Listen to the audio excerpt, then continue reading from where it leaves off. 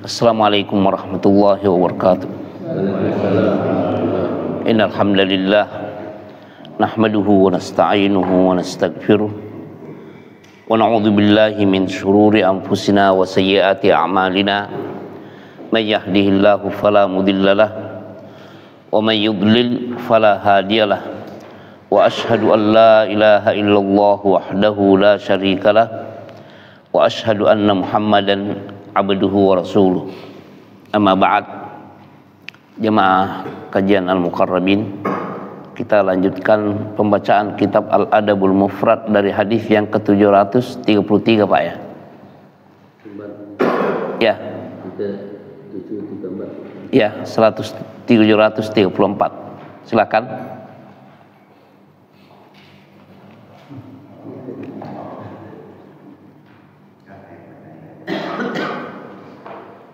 Abdullah bin Saleh menceritakan kepada kami, dia berkata, Muawiyah bin Saleh menceritakan kepadaku dari Katsir bin Al-Harith, dari Al-Qasim bin Abdurrahman Asy-Syami, aku mendengar Ibnu Umi Abd atau Ibnu Mas'ud mengatakan, barang siapa yang di dekatnya ada seorang mukmin yang dipergunjingkan, lalu ia menolongnya dari gunjingan, maka Allah membalasnya dengan kebaikan di dunia dan akhirat. Dan barang siapa di dekatnya ada seorang mukmin yang dipergunjingkan dan dia tidak menolongnya dari gunjingan, maka Allah akan membalasnya dengan keburukan di dunia dan di akhirat. Dan seseorang tidaklah menelan satu suapan lebih buruk daripada mempergunjingkan seorang mukmin. Jika menceritakan sesuatu mengenainya yang dia ketahui, maka berarti dia telah mempergunjingkannya. Namun jika dia menceritakan sesuatu yang tidak dia ketahui, maka berarti dia telah berdusta atasnya. Ya. Bismillah. Ini kelanjutan hadis tentang haramnya menggunjing, yaitu membicarakan keburukan seseorang di hadapan orang lain, sementara orang yang dibicarakan ini tidak senang kalau dibicarakan seperti itu, walaupun keburukan yang dimaksud itu betul-betul terjadi, tetap namanya ghibah. Di sini Ibnu Mas'ud radhiyallahu anhu meriwayatkan bahwa kejadian di sini adalah adanya, dia katakan manigtiba indahu mu'minun fanasarahu. Kalau ada seseorang di hadapannya digibah seorang mukmin, lalu dia bela, tapi bagaimana cara membelanya? Menegur yang menggibah, antum jangan menggibah.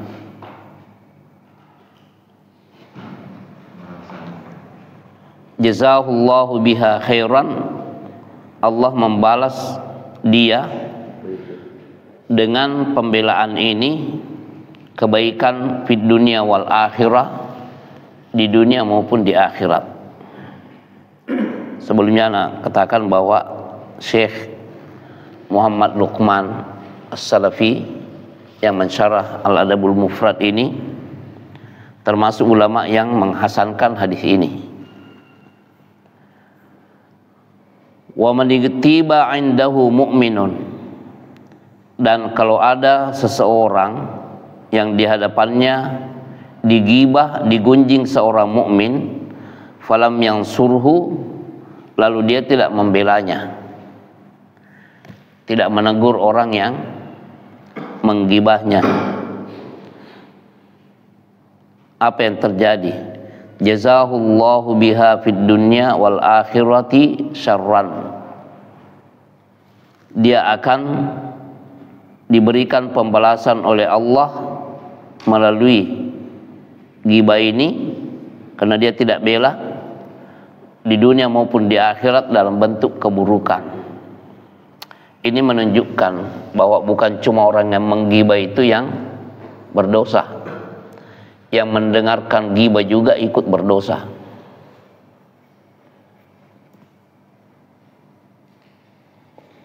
Ya, sekedar mendengarkan gibah itu sudah dosa. Mendengarkan dalam arti membiarkan.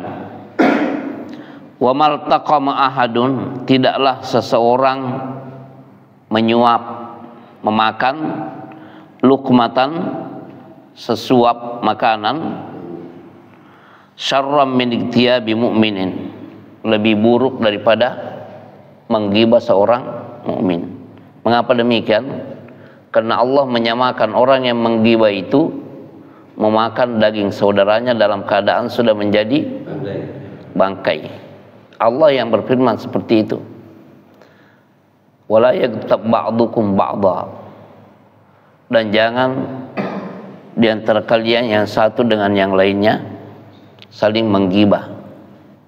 Ayuhibbu ahadukum an ya'kula lahma akhihi maitan fakarihtumuhu. Sukakah seseorang yang menggibah saudaranya itu kalau dia memakan daging saudaranya dalam keadaan sudah menjadi bangkai? Fakarihtumuhu, tentu kalian tidak suka. Ya, Allah yang menyamakan itu seperti itu. In qala fihi ma ya'lamu, kalau dia mengatakan tentang seorang mukmin ini apa yang dia ketahui sesuai dengan seadanya, bahwa betul-betul keburukan itu dia lakukan, faqad igtabahu, maka sungguh dia sudah menggibahnya, sudah menggibah namanya. Wa in qala fihi, dan apabila dia mengucapkan tentang seorang mukmin ini bima la ya'lamu, apa yang dia tidak ketahui, dia sendiri tidak tahu kejadiannya terjadi atau tidak, faqad bahatahu, sungguh dia sudah melakukan kedustaan terhadap orang mukmin itu. Ya, jadi ini dari berbagai arah besar risikonya nih. Lanjut kandungannya, Pak. Kandungan hadis, tidak dibolehkan menggunjing kaum muslimin walaupun apa yang dipergunjingkan benar adanya pada diri mereka. Ya, ini hukum asalnya, Pak, ya. Ini hukum asal. Hukum asalnya tidak boleh. Tapi sebenarnya nanti kita jelaskan ada kondisi tertentu di mana kita wajib menggibah. Jadi wajib, bukan hanya boleh, tapi wajib menggibah. Yang kedua, pendefinisian yang tepat terhadap gibah dan buhtan atau kedustaan. Jadi di sini Abdullah bin Mas'ud radhiyallahu anhu sudah mendefinisikan bahwa menggibah itu mencakup benar atau tidaknya berita tersebut. Kalau benar, gibah. Kalau tidak benar, berarti itu kedustaan, mendustai. Ya, ini bahaya ya. Nah, tadi anak katakan bahwa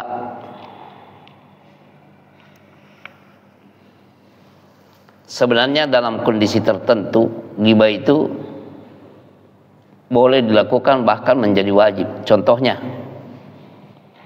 ini disebutkan oleh para ulama dalam kitab akhlak ya. Ada seorang laki-laki yang melamar seorang perempuan, mau itu gadis atau mau janda, tetap melamar namanya kan? Ya Pak ya. Yang dilamar mau gadis mau janda tetap melamar namanya kan? Betul. Sama melamar.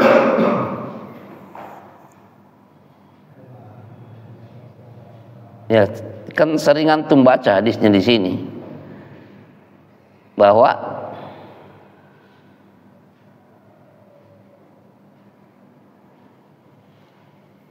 akan berdekatan dengan Rasulullah di dalam surga orang yang memberikan bantuan kepada orang janda dan anak yatim. Tapi yang dimaksud janda dalam hadis itu yang mati, yang meninggal ya ini ya. Kemudian kita katakan begini, nukilan dari sejumlah kitab ulama itu begini. Kalau ada seorang wanita dilamar sementara walinya tidak tahu ini yang melamar itu tipe-tipenya gimana yang melamar ini, apakah dia pantas jadi menantunya atau tidak. Lalu dia bertanya kepada Pak Nur Hadi, Pak Nur, itu yang melamar itu kenal ya? Kenal. Bagaimana dia? Nah, di sini Pak Nur tidak boleh menutup-nutupi. Pak Nur mengatakan, oh, saya pernah lihat dia mabok-mabokan di itu, di tempat hansip, di pos keamanan. Tiap malam main gaple di situ. Nah, ini tidak boleh dan kalau azan dikomandangkan di masjid, diam-diam saja, tidak pergi ke masjid itu. Tidak boleh ditutup-tutupi. Wajib hukumnya mengatakan orangnya kurang tepat untuk menjadi menantu Anda. Demi apa ini? Demi kemaslahatan siapa? Iya kan, anak perempuan orang harus dijaga. Paham ya? Wajib hukumnya di sini. Wajib hukumnya mengatakan orang itu tipe-tipenya tidak cocok, tidak tepat menjadi menantu Anda. Kalau bilang dia udah punya istri gimana?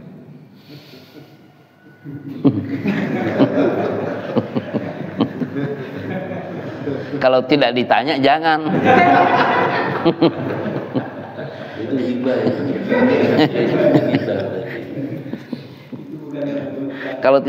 Kalau yang terakhir itu kalau tidak ditanya tidak usah disebut-sebut, diam aja.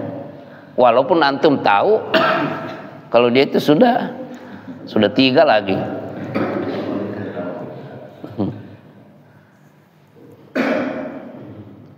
Contoh lain, ada orang tipe-tipenya mengutang sama si A, mengutang sama si B, mengutang sama si C, mungkin sampai Z. Belum sampai Z ya, tapi sudah sampai M ya, berarti masih ada sisanya kan. Nah, kalau tipe-tipenya ada keluhan dari A sampai M dan N, mengatakan aduh tidak dibayar-bayar nih, besar lagi ininya nilainya. Nah, yang mengetahui kondisi ini, orang ini harus mengasih tahu mulai dari O sampai O, P, Q dan sampai Z harus dikasih tahu, hati-hati. Kalau datang si fulan ini meminta pinjam duit atau dana kepada Anda semua, waspadai, karena ini sudah banyak korban nih, tidak dibayar-bayar. Mulai dari si A sampai si M dan N itu mengeluh semua tidak dibayar, padahal dijanji-janji. Ada kan kebiasaan seperti itu, menganggap enteng yang namanya utang. Itu kan memporak-porandakan harta orang. Nah, yang mengetahui hal ini harus mentahdir namanya, hati-hati. Kalau ini kan menggibah kan? Mengapa harus hati-hati? Karena ini sudah banyak keluhan nih. Dia selalu menjanjikan orang lain untuk mengembalikan utangnya, tapi tidak ada buktinya, dibohongi, dikelabui. Hati-hati kalian. Wajib hukumnya supaya tidak yang menjadi dari O sampai Z itu jangan jadi korban berikutnya.